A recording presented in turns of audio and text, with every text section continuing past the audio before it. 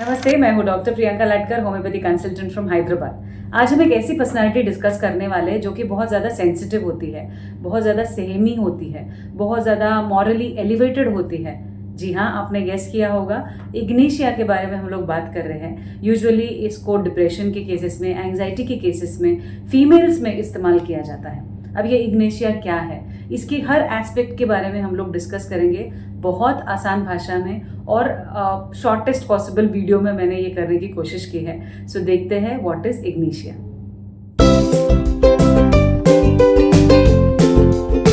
अब इग्निशिया जो है ये प्लांट से बनाई जाती है जिसका नाम होता है सेंट इग्निशियस बीन। इसमें पॉइजनस कंपाउंड्स होते हैं जिसमें से हमने सुना है स्ट्रिचनिन के बारे में।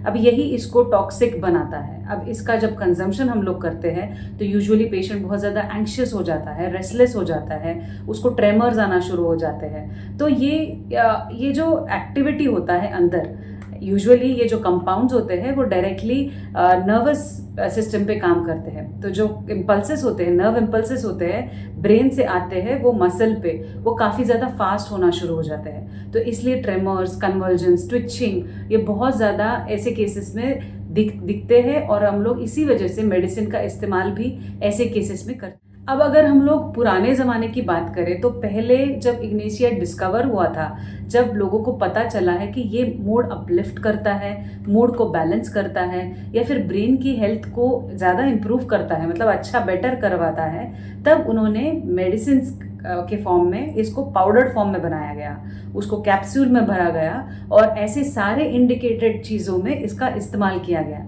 तो ये जो प्लांट होता है ये बहुत ज़्यादा वाइडली अवेलेबल होता है, हालांकि इसका इस्तेमाल बहुत रेगुलेशन में करना एडवाइस किया गया। अब अगर इग्निशिया के कीनोट्स की हम लोग बात करें तो यहाँ पे ये जो इंसान होता है, जैसे हमने कहा कि ये मॉरली बहुत ज़्यादा एलिवेटेड होता है, तो उसको सही गलत की बहुत अच्छी सी नॉलेज होती है। तो ये लोग बहुत ज़्यादा इंटेलिजेंट होते हैं, बट ऐसी कुछ सिचुएशंस आती है लाइफ में जिस वजह से ये हिल जाते हैं। तो यहाँ पे इनका इमोशंस जो है वो ज़्यादा ओवर पावर करता है उनके इंटेलेक्ट पे, तो इसी वजह से वो अफेक्ट हो जाते हैं मेंटली भी और फिजिकली। अब जैसे हमने माइंड की बात करी, वैसे ही अगर फिजिकल्स हम लोग शॉर्ट में देखने की हम लोग कोशिश करें तो हेडेक में इसका इस्तेमाल किया जाता है। हेडेक में जैसे बहुत बार को अभी दुख हुआ है, बहुत ग्रीफ के एपिसोड्स आते हैं या फिर बहुत गुस्से के एपिसोड्स आते हैं, उसके बाद जो हेडेक आना शुरू हो जाता है जिसमें बहुत ज़्यादा कंजेस्टिव पेन लगता है, उसमें इसका इस्तेमाल किया जाता है। दूसरा, नर्व्स पे ये काम करता है, तो इसीलिए फेशियल न्यूरालजिया, जो ट्विचिंग होता है फेस के ऊपर मसल्स का, उसमें भी इसका इस्तेमाल किया जाता है। दूसरा, थ्रोट में इनको, मतलब अगर बात करें माउथ की, तो टॉन्सिल्स के केसेस में इसका बहुत अच्छा रोल है। फॉलिकुलर टॉन्सिलाइटिस के लिए it's a very good medicine. दूसरा, इसी वजह से थ्रोट में there is a choking kind of a sensation. हमेशा ऐसे लगता है कि कोई एक लंप है जो अटक सा गया है उनको, and they can't swallow that lump properly. बहुत बार ऐसा देखा गया है कि liquids they can swallow, but liquid से उनको तकलीफ होती है और सॉलिड से उनको बेटर महसूस होता है। So this is the case. अब स्टमक के पास हम लोग आए तो स्टमक में there is all gone empty kind of a feeling, sensation रहता है हमेशा उनको, एंड बहुत गैस बनती है और उनको ऑर्डिनरी डाइट पसंद नहीं आता है, उनको लगता है कुछ अच्छा खाए, वो खाने के भी शौकीन होते हैं, बट गैस बनती है और ये वाला जो फीलिंग होता है एम्प्टी ऑल गॉन सेंसेशन, उसके साथ उनको ऐसे एक फीलिंग आती है, they keep on saying all the time.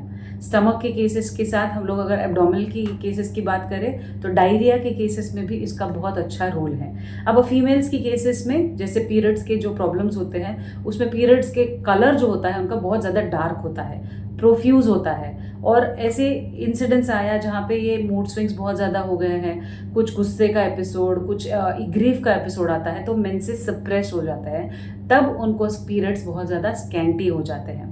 Modalities की हम लोग अगर बात करें तो they feel that the complaints get aggravated when it is in the morning, when they swallow liquids, when it's too warm outside, they can't tolerate that, and they feel better while eating, and changing place, changing position, they feel better.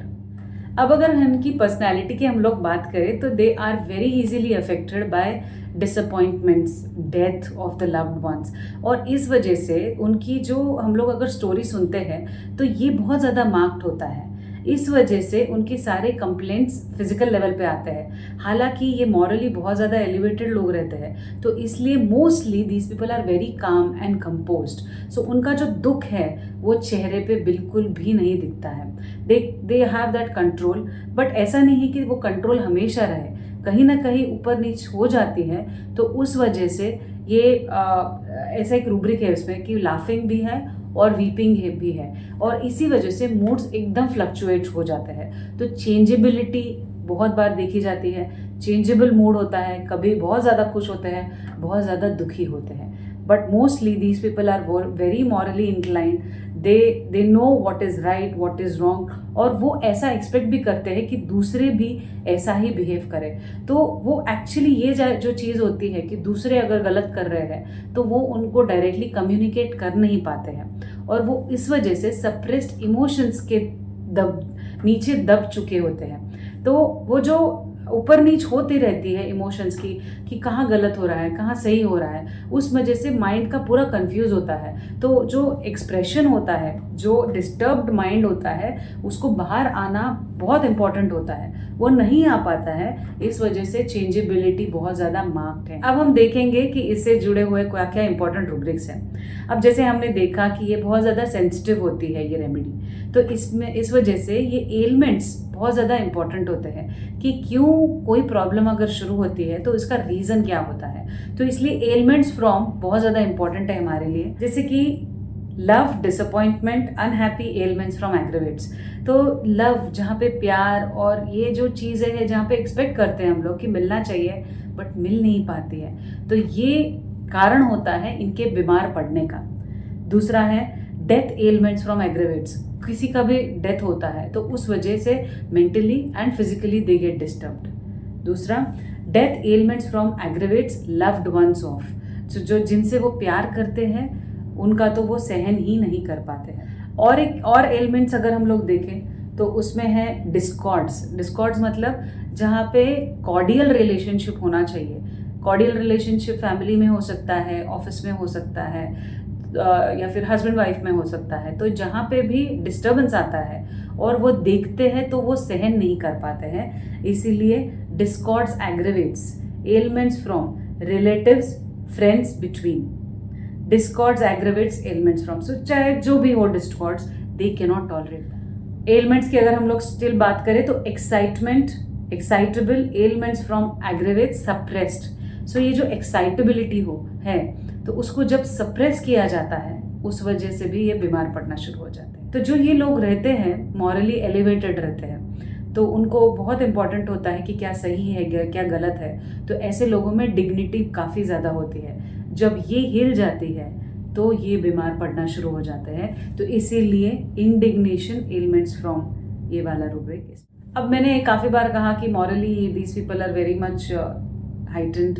तो sensitive, over sensitive, moral impressions too, sensitive, over sensitive, mentally and physically होते हैं। और इसी वजह से generalise जो rubric लिया है वो है sensitive, over sensitive. Sensitiveness, touch too. ये टच टू मतलब it's not only physical, generalities mind भी है। क्योंकि अगर कोई चीज़ है जो हम लोग अगर ज़्यादा जानने की कोशिश करते हैं तो ये लोग बहुत सेंसिटिव हो जाते हैं कि हमने वो टॉपिक को छेड़ दिया, टॉपिक को टच किया, एंड दे स्टार्ट वीपिंग। तो वीपिंग भी हो सकता है, लाफिंग भी हो सकता है, क्योंकि चेंजेबल मूड है, उनके हाथ में नहीं रह जाता है, क्योंकि ये इमोशंस बहुत ज़्यादा पेंट अप हो जाते हैं उनके अंदर। इसलिए ऑल्टरनेटिंग स्टेट्स है इसमें। Alternating state is one of the rubric. ये हमेशा चाहते हैं कि प्यार बना रहे, वो एक्सपेक्ट करते हैं कि हमसे कोई प्यार करे, हम कोई अच्छे से बात करे, इमोशनली सपोर्ट दे सीक फॉर। सो इसीलिए these people are very romantic. So love, romantic desire for love, falling in love easily, इनको बहुत जल्दी प्यार हो जाता है किसी के साथ। अब ऑल्टरनेटिंग स्टेट हमने देखा, इसी वजह से ये लाफिंग इनवॉलंटरीली होता है, laughing and weeping at the same time, ये रूब्रिक है इसमें।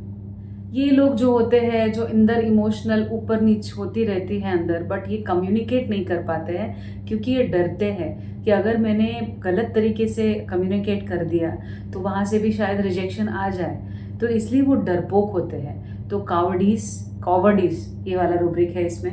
ग्रीफ साइलेंट पेंट अप जैसे हमने बात की, ये वाला भी रूब्रिक है इसमें। दूसरा, डिल्यूजन्स बहुत सारे होते हैं इनको।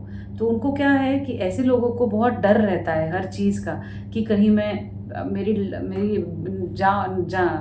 कहीं मेरी जहाज डूब ना जाए, ऐसा वाला फीलिंग हमेशा रहता है उनको। तो इसलिए delusions, imaginations, lost everything is, ये वाला है। अंदर ही अंदर बहुत ज़्यादा दुखी होते रहते हैं और इसीलिए जो भी ये सफ़र करते हैं, जिस भी प्रॉब्लम से सफ़र करते हैं, उससे बाहर आना है, इस पर से उनका विश्वास उड़ जाता है। तो डिस्पेयर रिकवरी ऑफ होता है उनको और चिड़चिड़े हो जाते हैं क्योंकि सफ़र करते रहते हैं, चिड़चिड़े हो जाते हैं। तो इरिटेबिलिटी ट्रिफल्स अबाउट, ये होता है। सो ये थी जानकारी शॉर्ट में अबाउट इग्निशिया। बहुत आसान भाषा में करने की कोशिश की मैंने। आई होप आपको अच्छी लगी है। अगर अच्छी लगी है तो लाइक कीजिए, कमेंट कीजिए और ये वीडियो ज़्यादा से ज़्यादा शेयर कीजिए आपके दोस्तों के साथ। अगर आपने सब्सक्राइब नहीं किया है तो आसान भाषा में हेल्थ और होम्योपैथी रिलेटेड जानकारी अगर चाहिए आपको तो अभी सब्सक्राइब बटन प्रेस कीजिए और take care, stay healthy, stay fit with doctor Priyanka लालकर।